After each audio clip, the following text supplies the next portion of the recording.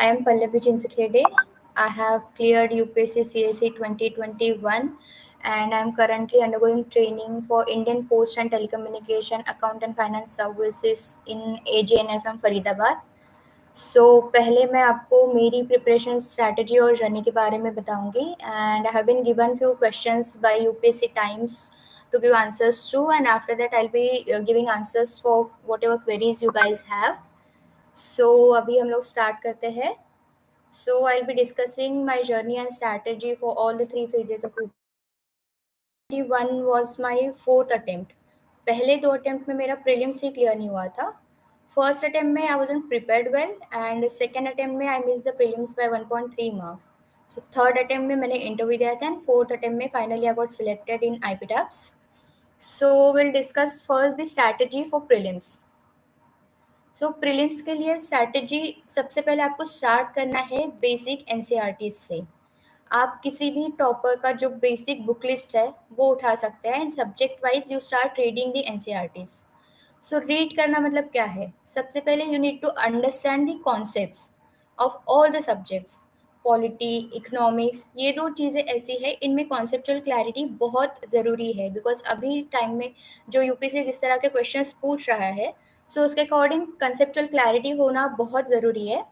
पहले आप करेंगे कि जो भी चीज़ें आप स्टार्टिंग में पढ़ रहे हैं तो हर सब्जेक्ट वाइज उसका कॉन्सेप्ट समझना. ज्योग्राफी के कॉन्सेप्ट है, इकोनॉमी के कॉन्सेप्ट है, तो कॉन्सेप्चुअल क्लैरिटी लाना बहुत ज़रूरी है. एंड उसके बाद next step you will go for memorising things and solving the mock test.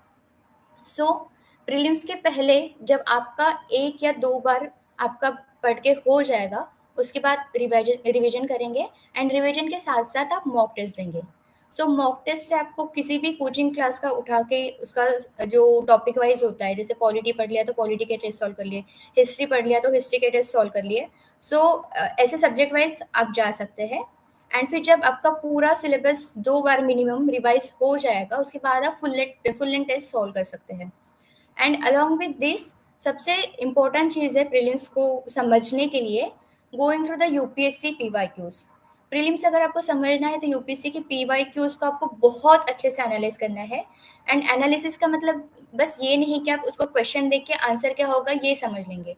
आपको उसके आंसर के साथ साथ जो उसके ऑप्शंस है you need to analyse each and every option. Because कुछ सब्जेक्ट्स जैसे हिस्ट्री मान लीजिए, इसमें मोस्टली ऐसा होता है कि जो क्वेश्चन के ऑप्शन में जो चीज़ें मेंशन है कुछ सालों बाद सेम चीज़ का क्वेश्चन बन के आता है. एंड दूसरा चीज़ इससे आपको ये पता चलेगा कि what to study and what not to study. Because prelims का स्टडी इट्स ह्यूज. तो अगर आप पढ़ते रहोगे तो पता ही नहीं चलेगा कि एंड कहाँ पे करना है पढ़ाई का. तो यूपीएससी का PYQ जब आप एनालाइज करोगे तो आपको पता चल जाएगा कि if there are 10 things to read तो उसमें से कौन से 2 चीज़ों पे बस फोकस करना है. यूपीएससी किस तरह से सवाल पूछती है, ऑप्शन बनाती है, पूछते टाइम जो क्वेश्चन बनते हैं उसमें माइंडसेट क्या होता है, तो ये सब चीज़ें आपको PYQs में एनालाइज करनी होती है. मैंने एक बुक खरीदा था 1995 से जिसमें टॉपिक वाइज PYQs दिए हुए थे प्रीलिम्स के सॉल्व वाले. तो मैं सब्जेक्ट वाइज उसको करती थी. लेट्स से कि आज मॉडर्न हिस्ट्री पढ़ लिया तो मॉडर्न हिस्ट्री का जो टॉपिक मैंने पढ़ा, लेट्स से कि आई रेड कि इंडियन नेशनल मूवमेंट मैंने पढ़ लिया, तो इंडियन नेशनल मूवमेंट से रिलेटेड PYQs जितने भी है मैं सारे स्टडी करूँगी. Then I try to solve them myself. फिर उसके बाद आपको पता चलेगा कि आपका कहाँ लैक हो रहा है. तो फिर आपको पता चलेगा अच्छा ये चीज़ आपने पढ़ी नहीं है तो आप जाके उसको पढ़ लेंगे.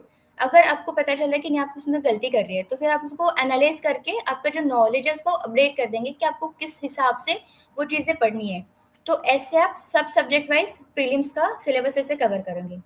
नेक्स्ट चीज़ होता है प्रीलिम्स में इम्पोर्टेंट स्टैटिक, तो आप अपना स्ट्रॉन्ग करोगे. उसके बाद होता है करंट अफेयर्स. करंट अफेयर्स के लिए मैं डेली द हिंदू पढ़ती थी एंड उसके साथ साथ ओनली ऐसे एक यूट्यूब चैनल है उस पर प्रीलिम्स बूस्टर एंड एक एडिटोरियल डिस्कशन ऐसे डेली 2 वीडियोज आते थे, तो मैं उनको डेली देखती थी. तो इस तरह से मेरा एक ईयर का करंट अफेयर्स जब कंप्लीट हो जाता था फिर प्रीलिम्स के 2-3 महीने में उनका जो मैगजीन्स आता था उससे मैं रिवाइज कर लेती थी. तो ये हो गया करंट अफेयर्स के लिए. तो स्टैटिक और करंट से आपका GS तो कवर हो जाएगा, लेकिन अभी CSAT भी जो है CSAT बहुत डाइसी हो गया है एंड बहुत ट्रिकी हो गया है. तो CSAT को भी लाइटली नहीं ले सकते हैं क्योंकि CSAT में जिनके GS में 100+ स्कोर आ रहा है वो लोग भी CSAT में उनका नहीं हो रहा है. तो फिर CSAT का भी आप PYQ एनालाइज करेंगे. उससे आप टॉपिक आइडेंटिफाई कर सकते हैं कि यूपीएससी कौन-कौन सी चीज़ों पे क्वेश्चन पूछता है। जैसे क्लॉक्स हो गया, टाइम एंड वर्क हो गया, परसेंटेज हो गया, तो यहाँ पे इसकी लिस्ट बना लेंगे एंड उसके अकॉर्डिंग आप आइडेंटिफाई करो कि आपको किस चीज़ में दिक्कत हो रही है। तो सीसैट की भी आई थिंक जिस तरह से पेपर की टफनेस लेवल बढ़ रही है, उसके अकॉर्डिंग सीसैट की प्रैक्टिस करना मिनिमम 1 मंथ के लिए तो डेली अगर आप थोड़ा 1-2 घंटा कर लोगे, तो सीसैट भी कवर हो जाएगा। एंड प्रीलिम्स के लिए एक और चीज़ जो इम्पोर्टेंट है कि यूपीएससी का जो यूपीएससी प्रीलिम्स का जो टाइमिंग होता है कि मॉर्निंग पेपर होगा 9:30 टू 11:30 एंड सेकंड सेशन में सी सेट होगा। तो एग्जाम से मिनिमम 15 डेज पहले आप खुद का स्लीपिंग पैटर्न ऐसा कर लीजिए कि जो वही यूपीएससी के एग्जाम पैटर्न के साथ मैच हो। लेट्स से कि आप सुबह 10 बजे पढ़ाई को बैठते हो, लेकिन यूपीएससी का पेपर तो 9:30 स्टार्ट हो रहा है, तो आप 15 डेज पहले ये करोगे कि 9:30 उठ के आप सबसे पहले जीएस का पेपर लगाओगे एंड देन सेकेंड हाफ में आप सी सेट का पेपर करोगे। एंड ये पेपर अगर आप यूपीएससी का ही सॉल्व करो प्रीवियस ईयर का उठा के, तो that would be beneficial because your mind start working like that and आपका जो सर्केडियन रिदम है बॉडी का वो भी उसके अकॉर्डिंग मोड हो जाएगा। Because I lost my second prelims का attempt just because I was able to sleep properly on the day before exam. मेरा स्लीपिंग साइकिल ऐसे हो गया था कि मैं मॉर्निंग 4-5 o'clock तक पढ़ती थी, फिर 6 बजे सोती थी एंड फिर 11-12 बजे मैं उठती थी। तो वैसे तो नॉर्मल पढ़ रहे हो वैसे तो उसमें कुछ दिक्कत नहीं है, लेकिन अगर एग्जाम से पहले आप अच्छे से सो के नहीं जाओगे तो सिली मिस्टेक्स करके आने के बहुत चांसेस होते हैं। तो आपका स्लीपिंग पैटर्न जो है वो यूपीएससी के एग्जाम टाइम के साथ सिंकअप करना at least 15 days before prelims is important. ये तो हो गया आपके पढ़ाई का पार्ट। ये पढ़ाई के साथ-साथ फिर मोस्ट क्रूशियल होता है कि प्रीलिम्स के जो 2 घंटे होते हैं, तो वो 2 घंटे में 2-3 चीज़ें बहुत ज़रूरी है। एक तो होता है कि कॉन्फिडेंस, आपने जो भी चीज़ें पढ़ी हुई है, आपको खुद पे कॉन्फिडेंस रखना है कि you have studied and just trust in your efforts what you have studied. The second thing is common sense, क्योंकि बहुत सारे क्वेश्चन ऐसे होते हैं कि जिसमें कितना भी पढ़ लो आप, बहुत सारे क्वेश्चन ऐसे होते हैं, प्रीलिम्स से 40 टू 50 क्वेश्चन से ज़्यादा आपको आंसर्स नहीं पता होते हैं। एंड अभी तो जिस तरह से क्वेश्चन पूछे जा रहे हैं कि it's like you know it और डोंट नो इट। सो ऐसी चीज़ों में एलिमिनेट अगर आपको करना होगा तो कॉमन सेंस लगाना और वो भी काम माइंड से और मेंटल स्टेबिलिटी वो 2 आवर्स में मेंटेन करके रखना बहुत ज़रूरी होता है, क्योंकि it's the game of mental stability during those two two hours. क्योंकि आपने उसके पहले 1 साल पढ़ा है या 1 महीने पढ़ा हुआ है, डजेंट मैटर। आप 2 घंटे में जो डिलीवर कर रहे हो वही अल्टीमेटली आपको रिजल्ट देगा। सो अपने ब्रेन को वैसे ट्रेन करिए एंड उसके लिए मॉक टेस्ट देना बहुत ज़रूरी है। मैं जनरली 30 to 40 टेस्ट देती थी, उसमें दोनों का कॉम्बिनेशन होता था, सेक्शन वाइज भी also and full length also.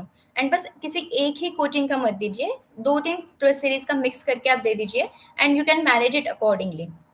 And जो आप प्रीलिम्स की पढ़ाई करते हो तो पढ़ाई बस ऐसे एमलेसली नहीं करनी है, आप अपना एक शेड्यूल बनाइए, आप अपना टारगेट बनाइए। लेट्स से कि 3 महीना है, 3 महीने में आपका प्रीलिम्स का आपको रिवीजन पूरी तरह से करना है। सो आप दोगे कि 1.5 मंथ में आपका फर्स्ट रीडिंग हो जाएगा। उसके बाद सब्जेक्ट वाइज आप डिवाइड कर लीजिए कि नहीं 10 डेज में मेरा पॉलिटी हो जाएगा, 5 दिन में मॉडर्न हो जाएगा। Like that you divide your time.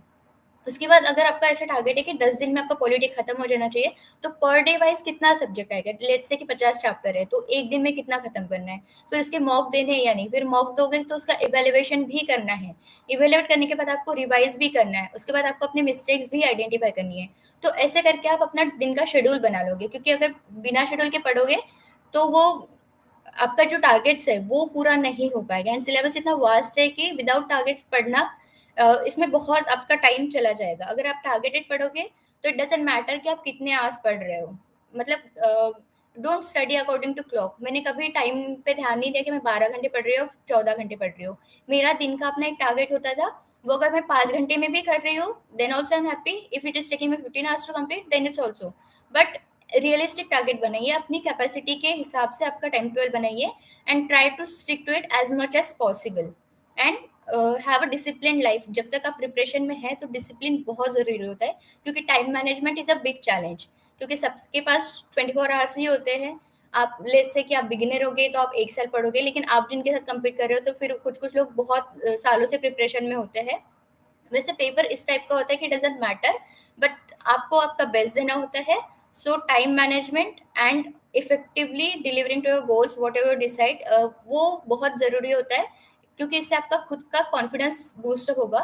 And second चीज़ जो है कि जो आप मॉक टेस्ट दोगे प्रीलिम्स से पहले, तो उसका जो स्कोर होगा, तो आप स्कोर पे ध्यान मत दीजिए, क्योंकि स्कोर कभी-कभी ज़्यादा आ रहा है या कम आ रहा है, तो इससे हमारा कॉन्फिडेंस अफ़ेक्ट नहीं होना चाहिए। आप इस चीज़ पे ध्यान दीजिए कि आपने जो पढ़ा है, वो चीज़ें आप सही कर रहे हो या नहीं।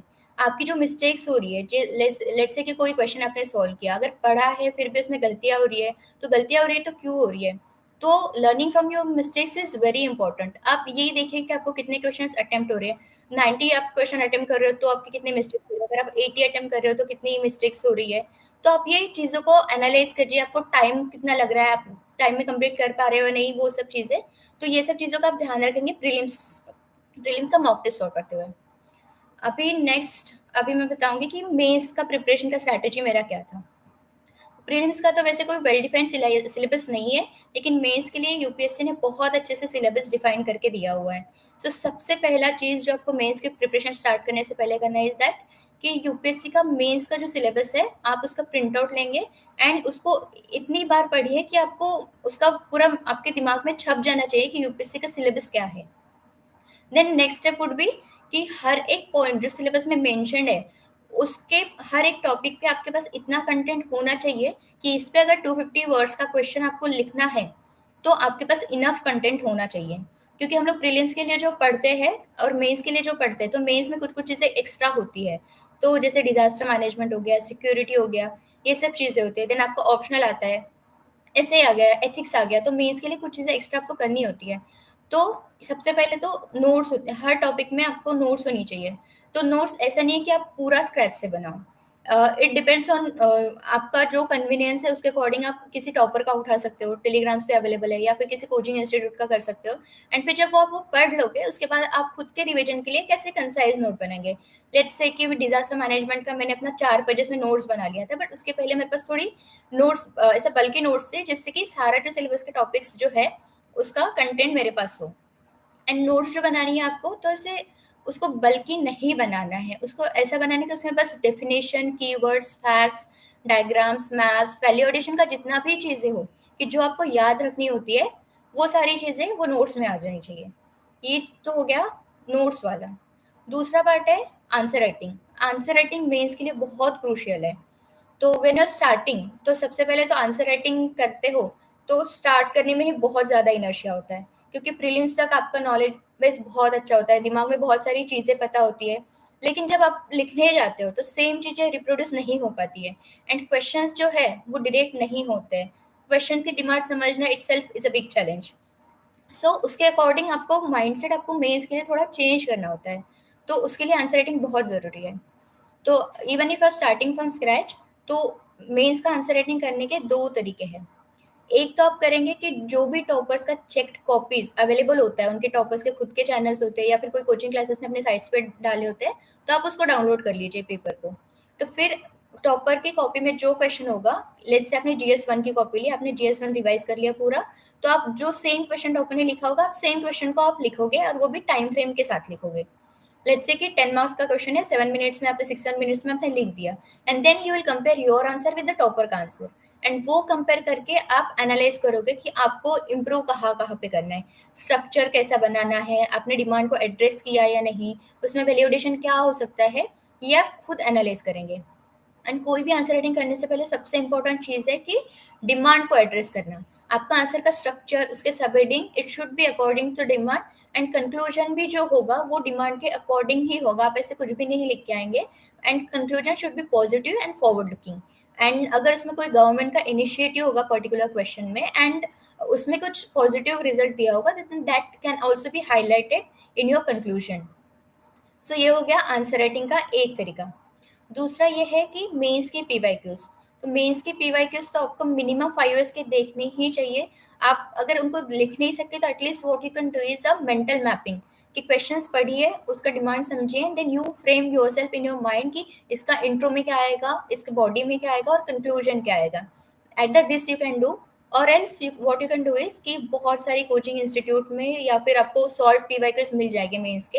सो आप सेम क्वेश्चन को लिखने का ट्राई करेंगे, and then you will compare with the model answers कि आपने सही डायरेक्शन में लिखा है या नहीं। एंड जब खुद आप आंसर लिख लोगे ना, then self analysis is the best part. वहाँ पे आप देखो कि आपने जो पढ़ा था, वो चीज़ें आंसर में आई है या नहीं। बिकॉज मेंस के लिए 4 आवर्स आर इम्पोर्टेंट। एक तो होता है कि read, read all the syllabus. दूसरा होता है कि जो भी चीज़ें आपने पढ़ा है, revise all the things. Revision is बहुत इंपॉर्टेंट, लेकिन यहाँ पे आपको रिवीजन पे स्टॉप नहीं करना है। Third is you have to recall, and fourth is reproduce. आपने जो भी चीज़ें पढ़ी हुई है, लेट्स से कि आपने एथिक्स के एग्जांपल्स मगअप किए हैं, कि कोई केस स्टडीज मगअप किए है, लेकिन जब तक ये आपने आपके आंसर्स में रेप्लिकेट नहीं होगी, तब तक ये आपका मार्क्स में इंप्रूवमेंट नहीं होगी, won't get the good marks. अगर आप देखोगे मेंस का स्कोर के एवरेज मार्क्स तो सबको मिल जाएंगे, लेकिन मेंस में it's just a game of कि आपको जो जनरल आंसर्स है उसमें से आपको बस आधा मार्क्स ज्यादा लेना है हर क्वेश्चन में। कि लेट से 20 क्वेश्चन है, अगर हर क्वेश्चन में आपको आपके जो कंपिटिटर्स है उनके आधा मार्क्स ज्यादा मिल गया, तो ओवरऑल आपका स्कोर वो पेपर में 10 से इंप्रूव हो जाएगा। एंड बस वो आधा आधा मार्क्स बढ़ाना ही बहुत बड़ा चैलेंज हो जाता है। तो उसके लिए ये सब चीजें कि जो आप पढ़ रहे हो, जो आपको लगता है कि ये कमिटी है, ये मेरे आंसर में आनी चाहिए। जैसे डिजास्टर मैनेजमेंट का कोई क्वेश्चन है, आपने कमिटी पढ़ा है, या फिर कोई आपका मैप है, या फिर कोई और वैल्यू एडिशन का फैक्ट है, तो आपको लगता है कि ये नहीं, ये आंसर, ये अगर मेरे आंसर में आया तो माई score can go up. So next time आप जब वो सेम क्वेश्चन लिखोगे तो जस्ट चेक कि वो चीज आपके आंसर में रेप्लिकेट हो रही है या नहीं। अगर ये नहीं हो रहा है तो आप क्या करोगे, जब आप खुद सेल्फ इवेलुएट करोगे, तो then you just take a red pen and note down the things कि ये आंसर में मुझे ये चीजें लिखनी थी, या फिर ये डेफिनेशन और बेटर हो सकता था, इसमें ये डायग्राम या फ्लो चार्ट आ सकता था, तो आप वहीं पे ड्रॉ कर दीजिए।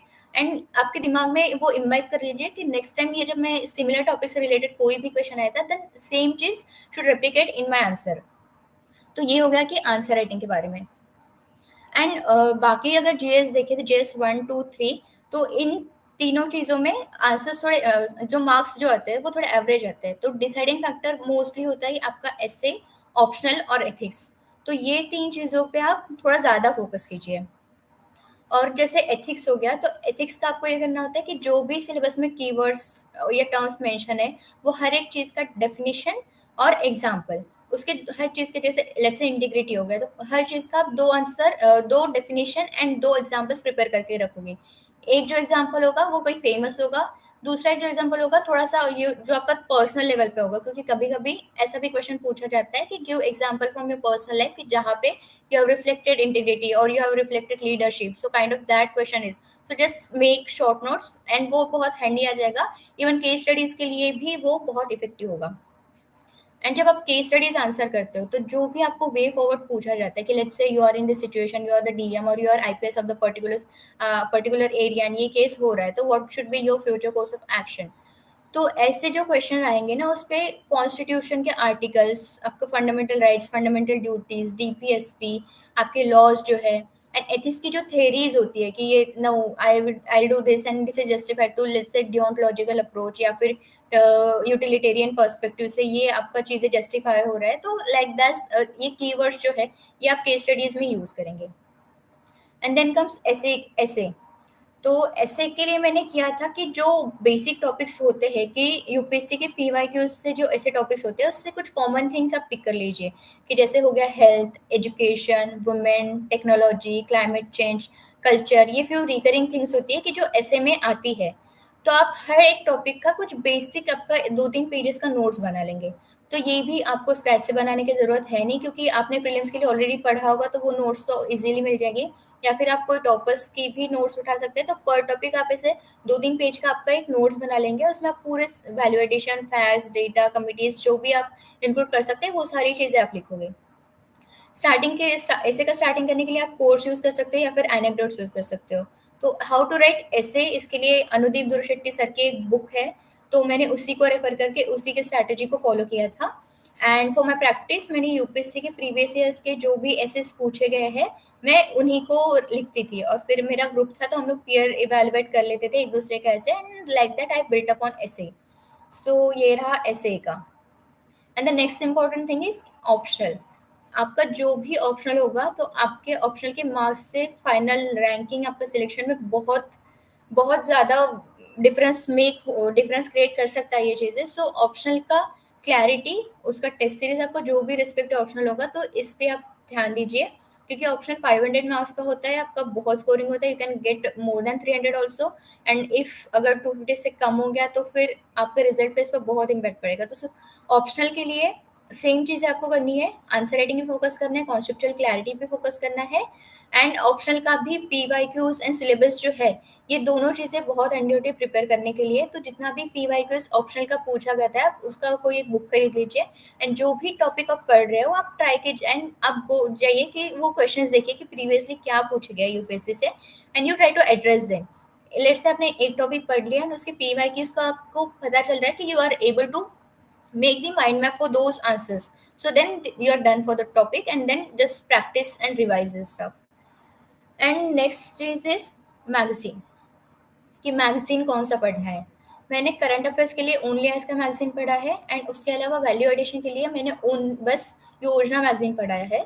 मैं टॉपिक वाइज देख लेती थी योजना की जो भी टॉपिक है, and whatever I use to think कि मोर वैल्यू ऐड करेगा, और जो बहुत सारे जीएस से डायरेक्टली लिंक हो जाएगा, जैसे हेल्थ से लेके आया है, डिजिटल इंडिया से आया है, वुमेन एम्पावरमेंट से रिलेटेड कुछ है, या फिर गुड गवर्नेंस से रिलेटेड है, तो वो जो भी टॉपिक होगा योजना का, आई यूज टू टेक इट, मतलब ओरिजिनल योजना को मैं बाय करती थी। मैंने योजना की कभी समरी नहीं पढ़ी, मैं योजना मैगजीन ओरिजिनली पढ़ती थी, क्योंकि इससे बहुत चीज़ों में हेल्प होती है। सबसे पहला तो एक है कि ये मोस्ट ऑथेंटिक डेटा होता है कि गवर्नमेंट से डायरेक्टली आ रहा है, तो ये जो फैक्ट्स वैल्यूज फिगर्स जो भी मेंशन है, you can directly use it as a reference for your answers. And the second thing is, अगर उसके आर्टिकल्स आप बहुत अच्छे से और केयरफुली पढ़ोगे, then you will get to know कि आपके एसे को कैसे एनरिच करना है। इतना सिंपल और लैंग्वेज में लिखा होता है, स्टिल इट इज़ बहुत ऐसे लुसिडली लिखा होता है। सो अगर आप वो माइंडसेट से उसको पढ़ोगे, देन यू विल रियलाइज कि आपको ऐसे और आपका आंसर राइटिंग जो है वो कैसे बिल्डअप करना है। एंड थर्ड थिंग इज कि योजना जब आपको पढ़नी है, वो उसे पूरा एंड टू एंड उसको कैसे टारगेट की तरह नहीं, कि पूरी की पूरी फर्स्ट पेज से लास्ट पेज तक आपको पढ़नी है। आप उसमें से आइडेंटिफाई कर लीजिए कि आपको ठीक है फर्स्ट एडिटोरियल वाला आर्टिकल पढ़ना है, या फिर इंडेक्स देख लीजिए कि ये आर्टिकल्स आपको लगता है कि इंपॉर्टेंट है। तो ऐसे योजना एक बार पढ़ लीजिए, मैं उसको 4-5 घंटे में पढ़ के उसके 2-4 पेज के नोट्स बना के मैं उसको रख देती थी, एंड फिर रिवाइज करके try to replicate the same in your answer. And Yojana में भी कभी कभी बहुत अच्छे कोर्स आ जाते हैं जो आप एसए में या फिर योर आंसर जो जीएस के आंसर्स होते हैं वहाँ पे भी आज यूज कर सकते हो। ये हो गया मैगजीन्स के बारे में। अभी नेक्स्ट जो है, I talk about interview. Interview का 275 मार्क्स होता है, एंड इंटरव्यू भी बहुत सिग्निफिकेंट रोल प्ले करता है। कि मैंने देखा हुआ है कि जिनके मेंस में भी स्कोर आता है, बट इंटरव्यू के मार्क्स अच्छे आने की वजह से उनका सिलेक्शन हो गया, क्योंकि इंटरव्यू में you can get 200 plus also, and 100 से कम भी आपको आ सकते हैं। तो इंटरव्यू के लिए सबसे पहला आपका स्टेप होता है कि डैफ। जो डैफ फील होता है, उसके लिए आप पहले तो किसी जो सीनियर्स है जो सर्विस में ऑलरेडी है, या फिर किसी कोई कोचिंग इंस्टीट्यूट है, या फिर कोई और अदर मेंटर होगा, तो डैफ फीलिंग आप बहुत अच्छे से करोगे। इसमें जो भी एक्स्ट्रा करिकुलर या फिर आपकी हॉबीज वाला जो सेक्शन है, मुझे लगता है कि वो जितना ऑनेस्टली आप भर सकते हो उतना ऑनेस्टली फील करना चाहिए, क्योंकि अगर if you try to bluff, I think कि आप पकड़े जाओगे। क्योंकि आपका जो हॉबीज़ है उस पे क्वेश्चंस तो आने ही वाले हैं। सो लेट्स से कि आपके पास बहुत सारी एक्स्ट्रा करिकुलर एक्टिविटीज़ है, तो आपको समझ नहीं आ रहा है कि कौन सी भरनी है, क्योंकि सारी की सारी तो नहीं भरनी है। अगर आपने 10 चीज़ें भर दी तो आपको उस पर प्रिपेयर भी करना पड़ेगा। सो वो आप हॉबीज़ या फिर एक्स्ट्रा करिकुलर चूज़ करोगे जिससे आपकी पर्सनैलिटी का डिफरेंट पर्सपेक्टिव रिफ्लेक्ट हो रहा हो। लेट्स से कि आप कभी क्लास मॉनिटर थे, या फिर किसी कमिटी के मेंबर थे, तो ये दोनों चीज़ों से आपका लीडरशिप क्वालिटी डिस्प्ले हो रहा है, तो आप you will pick best among whatever you have. Then sports हो गया, डांस हो गया, या फिर कोई और हॉबी हो गया। सो ये सब चीज़ें अच्छे से करनी चाहिए, और अगर नहीं भी है तो you can leave it blank. उसमें कुछ ऐसे बहुत बड़ा इशू नहीं है कि डैफ देख के आपको मार्क्स एलोकेट नहीं होते हैं। लेकिन ये है कि डैफ में जो चीज़ें मेंशन होती है, ईच एंड एवरी वर्ड जो होता है उसको आपको उसके बारे में प्रिपेयर करना पड़ेगा कि क्या है। जैसे आपका होम टाउन हो गया, कहाँ से आता है, आपका एजुकेशनल बैकग्राउंड जो है वो बहुत इंपॉर्टेंट है। आपके ऑप्शनल पे क्वेश्चन आएंगे, आपका ऑप्शनल को वो करंट सिनेरियो से लिंक करके आपको क्वेश्चन आएंगे। लेट्स से कि मेरा सोशियोलॉजी ऑप्शनल था, तो मुझे अबॉर्शन रिलेटेड क्वेश्चन पूछ लिया। आपको मैरिटल रेप के बारे में पूछा जा सकता है। पीएसआईआर अगर ऑप्शनल होगा तो करंट अफेयर, इंटरनेशनल रिलेशन में जो चीज़ें चल रही है उससे रिलेटेड वो सारी चीज़ें आपके लिए बहुत इंपॉर्टेंट हो जाती है। तो like that you will prepare. And interview में भी जो आपका इंटरव्यू का one and let's say 25-30 minutes का जो भी आपका इंटरव्यू होता है, वो 2 घंटे में आप कितना कॉन्फिडेंट हो, आप कितने काम हो, आपकी नर्वसनेस नहीं शो करनी चाहिए, आप मेंटली अलर्ट हो, सिचुएशनल क्वेश्चन आपको दे रहे हो तो उसको बैलेंस तरीके से एकदम मैच्योर वे में कामली आप उसको दे रहे हो। एंड आपका इंटरव्यू जो है आपको रियल पर्सनैलिटी को भी रिफ्लेक्ट करना है, बट इन अ पॉलिश वे। क्योंकि हम लोग मेंस में क्या होता है कि कोई भी चीज़ आपको पूछी जा रही है तो आप उसका पॉजिटिव लिख दोगे, नेगेटिव लिख दोगे, कंक्लूजन लिख दोगे। लेकिन यहाँ पे हर चीज़ पे आपको ओपिनियन देना होता है। तो अगर आपको ओपिनियन फ्रेम करना है तो उसमें कौन कौन से पॉइंट्स आने चाहिए, पॉइंट्स का प्रायोरिटाइजेशन कैसे होना है, and that too in a balanced way. Even if it's a controversial question, आपको कंट्रोवर्सी में नहीं जाना होता है। It has to be very balanced, it has to be well presented, it has to be well prioritized। तो ये सब चीज़ें करने के लिए आप या तो मॉक दे सकते हैं, सेल्फ इम्प्रूवमेंट के लिए आप मिरर प्रैक्टिस कर सकते हैं, एंड आपका डैश जो है उस पर बहुत अच्छे से प्रिपेयर करना होता है। ऐसा नहीं है कि आपने जो प्रिपेयर किया आपको वही क्वेश्चन पूछे जाएंगे, बट प्रिपरेशन से आपको कॉन्फिडेंस आता है। एंड ये चीज़ इंटरव्यू देते टाइम आपके दिमाग में फिक्स होनी चाहिए कि they can ask anything and you should not be judging the question, and you have to work on your responses। आपको रिएक्ट नहीं करना है, आपको रिस्पॉन्ड करना है। सो कोई भी क्वेश्चन जो पूछा जाएगा आपको कामली उसको सुनना है, फ्यू सेकंड्स का पॉज लेना है, एंड आपको दिमाग में उसका पहले ही मेंटल फ्रेमवर्क बना के then you have to deliver it calmly, confidently and with humble way. So ये तो था मेरा जर्नी। एंड अभी आपके जो क्वेश्चंस है वो आप कमेंट सेक्शन में पूछ सकते हैं, and I try to answer them one by one. So I have few questions.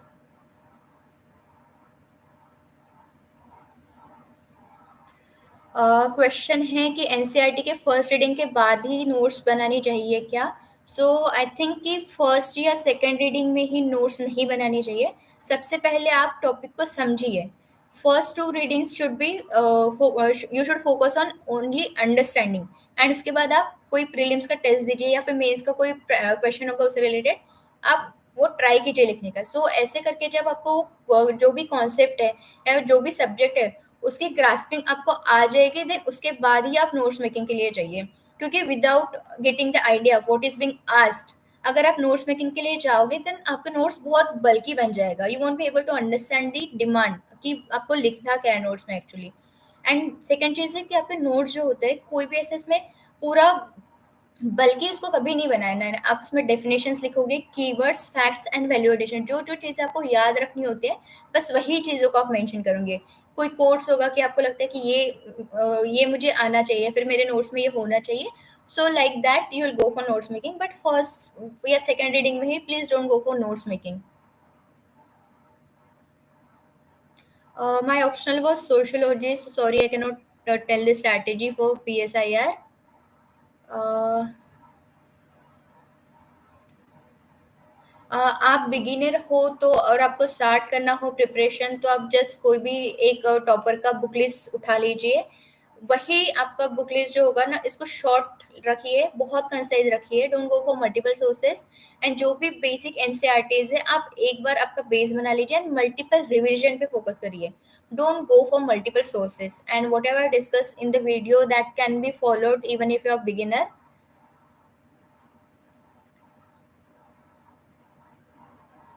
हाँ, there is one more question कि एनसीईआरटी के नोट्स कैसे बनाने हैं। सो एनसीईआरटीज़ के मैंने तो कभी कोई नोट्स नहीं बनाए, क्योंकि एनसीईआरटीज़ वैसे ही पढ़ने के लिए, वैसे अगर आप पढ़ने जाओगे तो अगर फर्स्ट रीडिंग में ये प्रॉब्लम सबको फेस होगी कि सारी ही चीज़ें इंपॉर्टेंट लगती है। तो इसीलिए जैसे मैंने पहले ही बोला है कि आप 2-3 रीडिंग के लिए जाइए, उसके बाद आप पीवाईक्यूज देखिए यूपीएससी की कि क्या पूछा जा रहा है, एंड देन उसके according you will be able to make the short notes. So just follow that. The question is how is your life after selection. हाँ, तो सिलेक्शन के बाद सबसे पहली फीलिंग जो आती है कि रिलीफ की आती है कि we are like finally out of this vicious cycle of UPSC. Training होता है, ट्रेनिंग में बहुत सारी चीज़ें सीखने को मिलती है। You get to interact with all the peoples who are selected from all over India in UPSC. So आपका इंटरेक्शन बढ़ता है, आपको डिफरेंट डिफरेंट पर्सपेक्टिव मिलता है। So it's a fun and learning experience. Next question is कि state PCS and UPSC exam can be manageable और not. अगर आपका यूपीएससी, आप मुझे लगता है कि यूपीएससी की जर्नी में आने से पहले आप खुद को एक टाइमलाइन दीजिए कि मेरा लेट्स से कि मैं 2 इयर्स के प्रिपरेशन में कर सकता हूँ। किसी का होता है कि नहीं मैं 3 या 4 अटेम्प्ट दूंगा। लेकिन अगर आपका जो टारगेट है उसमें अगर आपका यूपीएससी क्लियर नहीं हो पा रहा है तो I think you should go for a plan B, जैसे स्टेट पीसीएस हो गया या फिर कोई और एग्जाम्स है, आरबीआई हो गया, सीएपी हो गया। बिकॉज़ यूपीएससी का अभी जो प्रीलिम्स हो गया है, इट्स वेरी अनसर्टेन, तो आप बस यूपीएससी पे ही रिलाई नहीं कर सकते। अगर आप एक ही इसमें साइकिल में फँस के रह गए और आपका बार-बार प्रीलिम्स ही नहीं हो रहा है या फिर मेंस में जाके फेल हो रहा है, कोई-कोई इंटरव्यू तक जाके भी रिपीटेड फेलियर्स आता है। So having a plan B is a very good option and आप स्टेट पीसेस के लिए you can go for that. And बहुत सारी स्टेट पीसेस ऐसी है कि यूपीएससी के सिलेबस के साथ ओवरलैप है, so that will be the added advantage for you कि आप स्टेट पीसीएस फिर थोड़ा आसानी से क्लियर कर पाओगे। Old NCERTs versus new NCERTs, I have never read the old new NCERTs. मैंने ओल्ड एनसीईआरटीज ही पढ़ी थी एंड उससे मेरा हो गया, so what ever you feel comfortable I think you can go for that. Current affairs, how many years of current affairs is essential? I think 1 साल का वैसे तो जिस तरह के क्वेश्चन आ रहे हैं तो वो 2-3 साल पहले वाली चीज़ें भी करंट अफेयर्स ही होती है। बट थिंग इज़ दैट कि जो भी चीज़ें 2 साल पहले होती है उसपे बिल्डअप होते रहता है। सो आप 1 साल का करंट अफेयर्स ही अच्छे से कर लोगे तो I think that will be better, क्योंकि करंट अफेयर्स का कोई एंड नहीं है and you can not go on reading the same stuff again and again. So यही अगर आप 1 साल का अच्छे से पढ़ के रिवाइज़ कर लोगे so I think that will be enough. Environment and ecology के लिए मैंने शंकर आईएएस की बुक ही जो आती है वही पढ़ा था मैंने, एंड उसके बाद फिर मैंने मेंस का जो भी क्वेश्चंस पूछे जाते हैं, मेंस का जो भी सिलेबस है उसके अकॉर्डिंग फिर Shankar IAS and PMF IAS जो वेबसाइट है उससे कंपाइल करके मैंने एक अपना शॉर्ट नोट्स बना लिया था फॉर इन्वायरमेंट।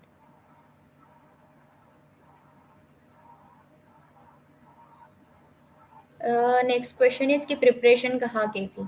एक्चुअली मैंने दिल्ली में कोचिंग ली थी यूपीएससी की 1 साल के लिए। उसके बाद I went to Maharashtra and 1 साल मैंने महाराष्ट्र से पढ़ाई की and then I again came back to Delhi.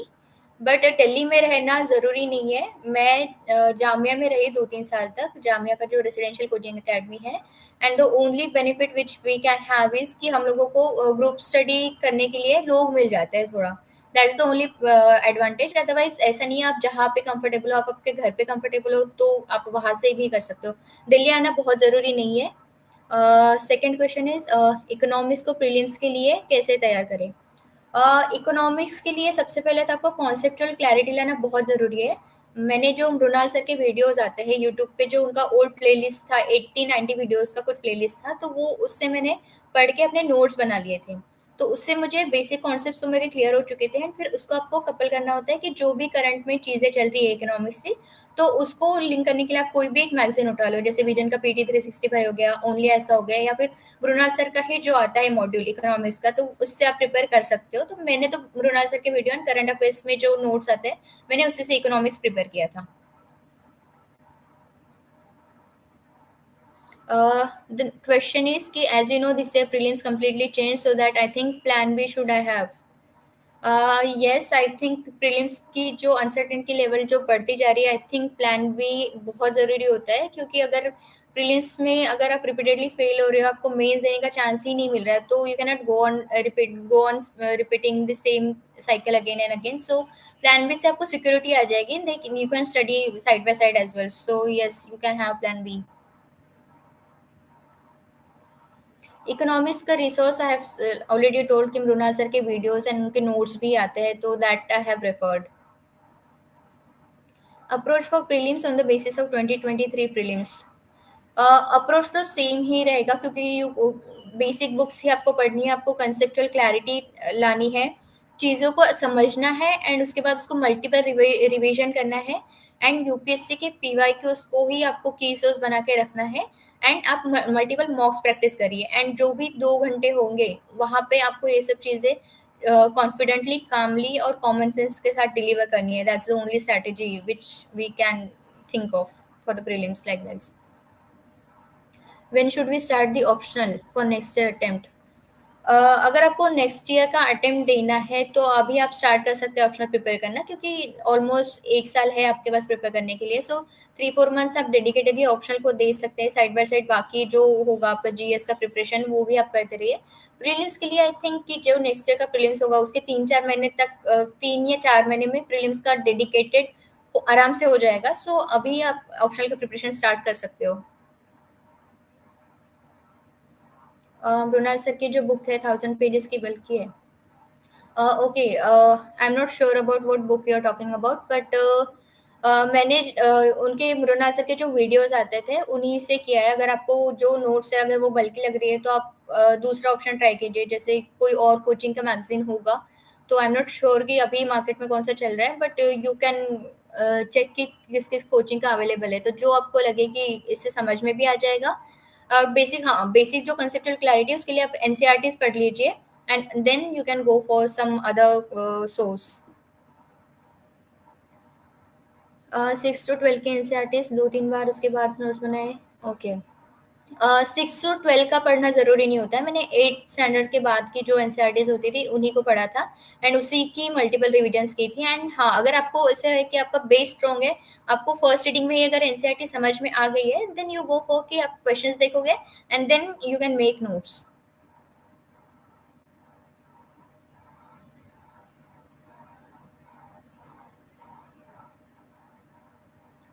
Concise book list.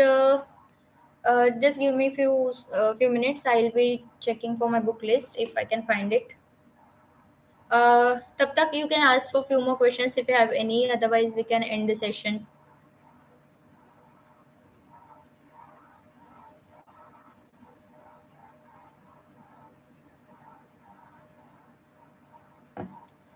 There is one question कि समझ में आना और याद रखने में क्या डिफरेंस है। Let's say there is one topic economics में है कि इंक्लूसिव ग्रोथ, आपने पढ़ लिया, आपने समझ लिया।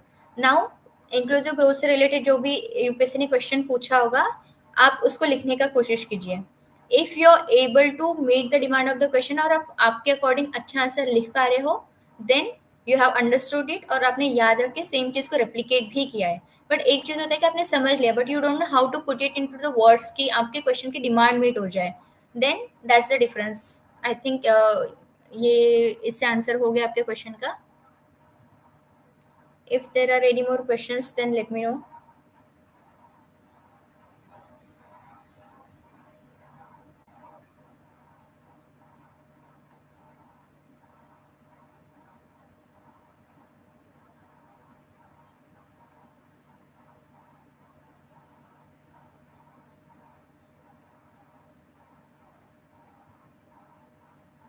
आपने कॉन्सेप्ट्स अगर समझा है तो वर्ड्स में आपको लिखने के लिए आपको आंसर राइटिंग प्रैक्टिस ही करनी पड़ेगी। आप टेस्ट दीजिए, पीवाई क्विज लिखिए एंड उसका सेल्फ एनालिसिस कीजिए, या फिर आप कोई टेस्ट सीरीज कोचिंग से लेके उनसे भी चेक करवा सकते हो। How to deal with CSAT. CSAT का ऐसा है कि आप तो सबसे पहले यूपीएससी की पीवाई क्यूज देखिए कि किस तरह के क्वेश्चंस आ रहे हैं। देन आप उसको पेपर को सॉल्व करके आप देखिए कि आपको किस चीज़ों में दिक्कत आ रही है। उसमें 2 पार्ट्स होते हैं, एक तो रीडिंग कॉम्प्रिहेंशन हो गया, दूसरा क्वांट वाला हो गया। तो आप आइडेंटिफाई कर लीजिए कि आपका स्ट्रॉन्ग पॉइंट कौन-सा है। तो जो आपका स्ट्रॉन्ग होगा उसको आप स्ट्रॉन्ग और स्ट्रॉन्ग बनाएँगे, और जो दूसरा जो चीज़ होगा उसका थोड़ा प्रैक्टिस पे फोकस करेंगे। लेट्स से कि मुझे रीडिंग कॉम्प्रिहेंशन स्ट्रॉन्ग लगता था, एंड जो क्वांट वाला जो पार्ट होता है उसमें मुझे कुछ-कुछ टॉपिक में प्रॉब्लम होती थी। तो मैं कोई भी सी सेट की बुक उठा के उसमें से जो टॉपिक्स होते हैं, लेट्स से कि टाइम एंड वर्क हो गया, परसेंटेज हो गया, मैं उसका प्रैक्टिस कर लेती थी क्वेश्चंस उठा के। Otherwise you can go for कोई भी बुक उठा लीजिए, जैसे आर.एस. अग्रवाल का आता है, क्वांट वाला बुक आता है, उसमें से आप प्रैक्टिस कर सकते हो। आप प्रैक्टिस करिए और थोड़ा स्पीड में उसको सॉल्व करने का ट्राई कीजिए। एंड अगर आपको लगता है कि सी सेट बहुत ही ज़्यादा वीक है, then you can go for coaching as well, क्योंकि अभी सी सेट का टफनेस लेवल तो बढ़ते जा रहा है। So you can explore the options according to आपका लेवल सी सेट में क्या है, उसके अकॉर्डिंग आप कीजिए।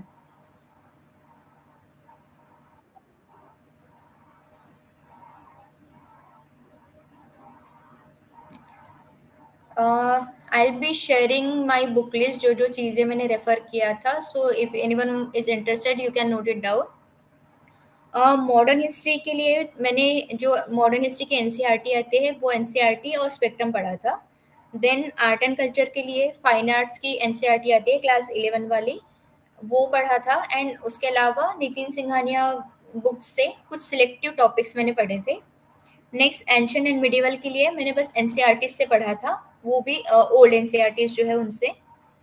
पोस्ट इंडिपेंडेंस हिस्ट्री जो है उसके लिए भी मैंने एनसीईआरटी से पढ़ा था, एंड ओनली इसके वीडियोज़ है पोस्ट इंडिपेंडेंस के लिए, उससे मैंने रेफ़र किया था।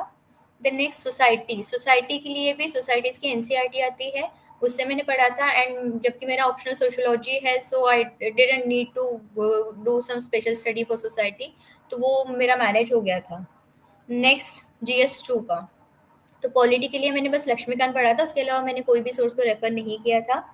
दूसरा ये है गवर्नेंस, तो गवर्नेंस के लिए भी आप कोई भी कोचिंग का नोट्स उठा सकते हो, विजन का हो गया, ओनली आइस का हो गया, जो भी आपको कंफर्टेबल लगे, या फिर आप कोई टॉपर्स की जो नोट्स है वो भी उठा सकते हो उनके टेलीग्राम चैनल से।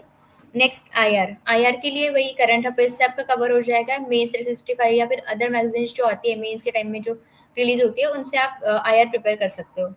And social justice, social justice के लिए भी current affairs, the Hindu and only eyes का मैगजीन, सो यही सब चीज़ों को मैंने रेफर किया था।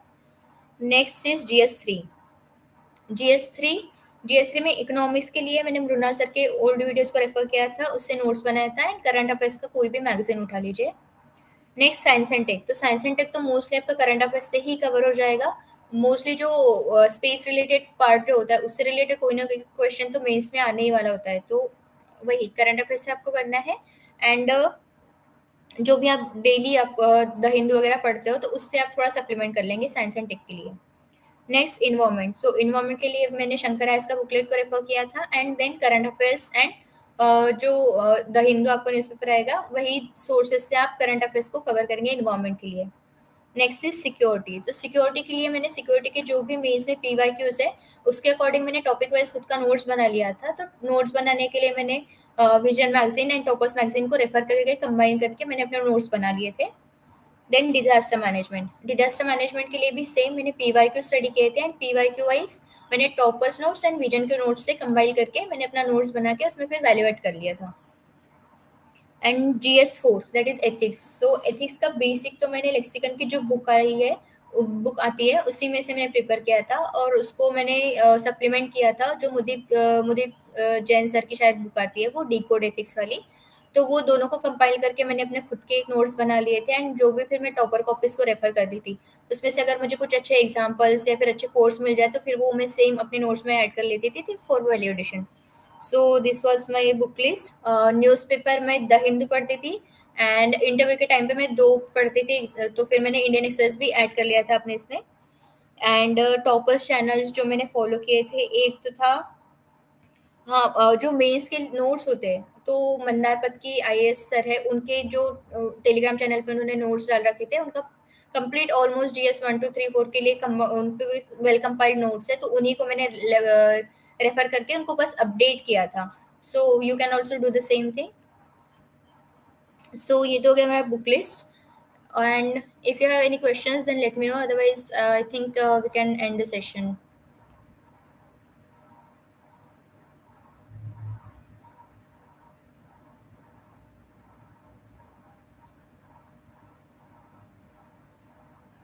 Uh, thank you all for asking the questions, for all the compliments and your good comments. So that's it from my side. I wish you all the best and study well. And I wish you all the best for all your future endeavors. So we'll end the session now.